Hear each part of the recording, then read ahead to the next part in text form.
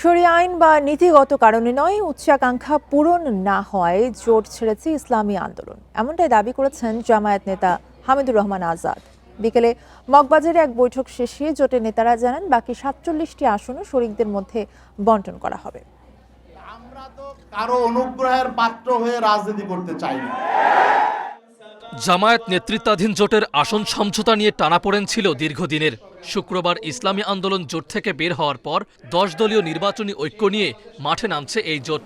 এই সিদ্ধান্তের পরে যাকে যেখানে দেওয়া হয়েছে জামায়াত আর শরিয়াহ নীতিতে নেই এমন অভিযোগ করে জোট ছাড়ে চরমোনাই পীরের নেতৃত্বাধীন দল।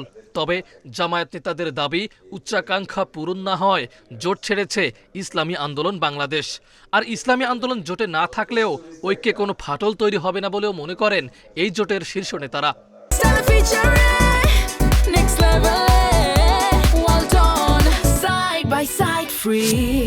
আপনার সাথে স্বার্থের মিল থাকে তখন আমার মধ্যে সুগন্ধি আছে, স্বার্থে যখন আমার মিলে না তখন দুর্গন্ধ বের হয়। এটা কোনো স্ট্যান্ডার্ড হয় না।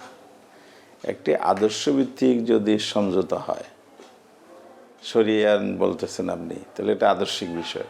তা আমরা কয়টা সিট পাইলাম না পাইলাম সেটাই যদি আমার লক্ষ্য হয়, তাহলে আমার নৈতিক অবস্থান, আদর্শিক অবস্থানটা কোথায়?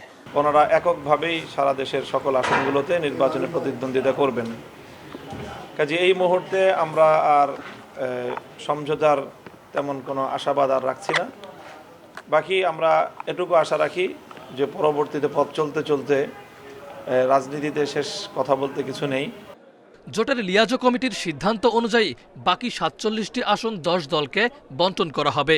এদিকে প্রচারণা থেকে শুরু করে ভোট কেন্দ্রে এজেন্ট নিয়োগ সহ সব প্রস্তুতি এগিয়ে রেখেছে এই জোট।